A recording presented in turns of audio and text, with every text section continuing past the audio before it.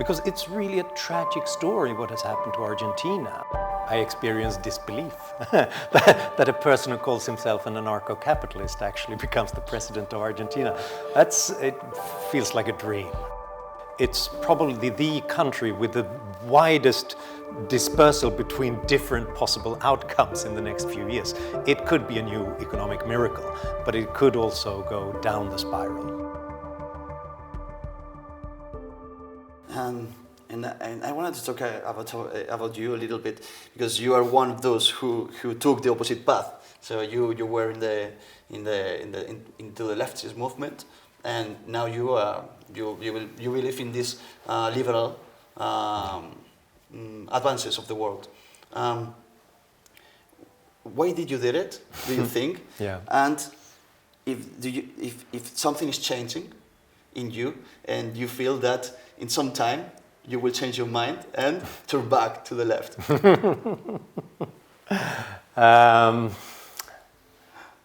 Well, we should never rule anything out in the human experience, but I doubt it, and I'll tell you why. The reason why I was hostile originally to capitalism and big business and free trade and so on was that I took all its blessings for granted. I lived in one of the richest societies that had ever been created without ever having to think about whether I would be able to put food on the table tomorrow again. And that's a new experience in human history. I just took that for granted. I thought that if we could revert to something better in the past, where we lived in harmony with one another and with nature, that would be better. I didn't really realize until I studied history that people didn't live ecologically. They died ecologically at a very young age without access to technology, to trade, to capitalism. And that changed my mind. I couldn't continue to try to deprive people of the things that sort of saved the lives of my ancestors and made sure that I'm still here. Would I ever go back? Not as long as human progress is a possibility in the human experience, I don't think. Now with Javier Milei, it's a big change and symbolic victory for libertarians too. And I wanted to know, how did you experience this experiment in Argentina?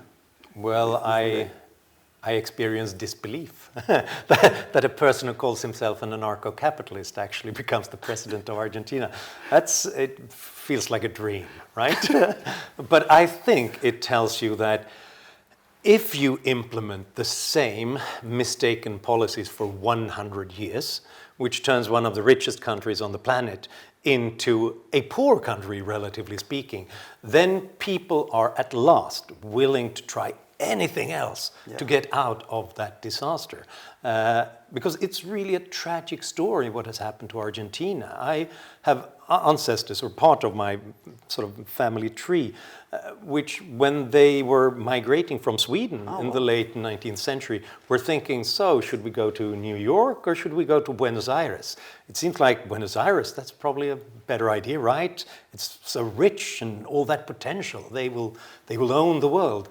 Well, now they don't, and poverty has been increasing, and debts and inflation. It's a horrible story, and they really need radical reforms, and I hope that Milei will be able to do this. But I think we have to lower our expectations, because Argentina is in a terrible mess right now, with the debts that they already have, with the inflation over there. It doesn't take much to turn an ongoing stagnation into a disaster, and with a kind of obstacles to reform as well. The power of the Peronists over the trade unions and corporations to block these reforms and tip the country over into a disaster, that's also a risk. So it's probably the country with the widest dispersal between different possible outcomes in the next few years. It could be a new economic miracle, but it could also go down the spiral. You know, we tried to do it the Sanchez way in Sweden in the 1970s and 80s. And we thought that we could experiment with ideas like that because we were so rich after having had 100 years of very open markets and a small government. It was time to let's just solve all problems top down by doubling the size of government, just spending more money, regulating the labor market. And people looked to Sweden and said at that time, look, they're experimenting with socialist policies, and still it's one of the richest countries on the planet. It's wonderful. But, it's like that old joke. How do you end up with a small fortune? Well, you start with a large fortune, and then you waste lots of it. And that's really what Sweden did in the 70s and 80s. This was the one period in Swedish economic history when we began to lag behind all other industrialized countries. This is the moment when we didn't create new businesses. Not a single net job was created in the private sector for 30 years. And lots of businesses left Sweden. IKEA, we think of it as a Swedish company, but they left because taxation regulation was too awful in Sweden. So it was not the way to deal with things. And like all socialists, they tried to save a stagnant economy by just borrowing money. And that ended in disaster in the early 1990s when markets began to doubt that Sweden would ever be able to pay back. And for one brief moment in time, the Swedish central bank had to implement an interest rate of 500%. Not 5, which we think is expensive now, not 50, but 500%. Just to get anyone to keep their money in the Swedish krona rather than anything else. And at that point, Swedish politicians from the left to the right just said, okay, this experiment failed. Let's go back to what actually worked. A little bit more open markets, lower taxes, and deregulation.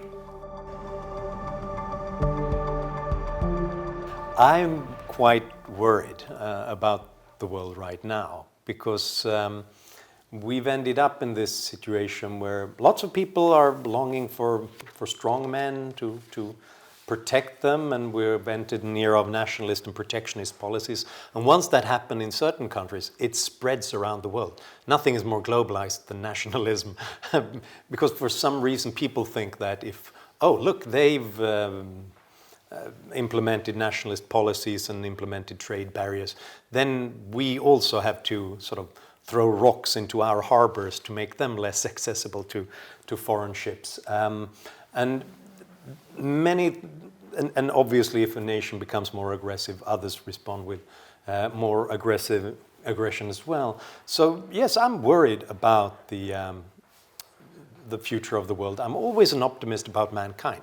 As long as it's free, it will continue to improvise and innovate ourselves out of every problem. But I'm not always certain that they will be free in the future. That depends on our choices and whether we defend these ideas or not. And that's the most important thing right now. It's so easy to go with the flow and go silent. But that's the very thing that we cannot do, because when that happens, then it's game over. It's precisely at these times that it's important to count to 10, try to quiet down the temper, and to go back to basic principles, the body of knowledge and the economic knowledge that we've got, the history of the world that we know about, that tells us what it takes to make societies prosper and what it takes to make them fail. In that case, we have a fighting chance, at least. Well, look at me, I'm not getting any younger, and neither is anyone else. And who's going to take care of us when we grow older? Who's going to start the new businesses and the new ideas that will make our economies dynamic in the future? Well, there is a solution. There are lots of people who would want to enter our countries and to help themselves by helping us and improving our labor markets and businesses and working in our healthcare systems and so on. Unfortunately, that's the least popular idea right now in lots of places. Partly, I think, because we've been bad at integration policies. We, especially many European countries with high minimum wages and general welfare benefit systems, has created has made it harder for new immigrants to enter our labor markets. But that can be solved. That can be dealt with, and hopefully that could begin to change the debate a little bit in the future as well. Otherwise, our only hope is robots and AI. Thank you so much. Thank you.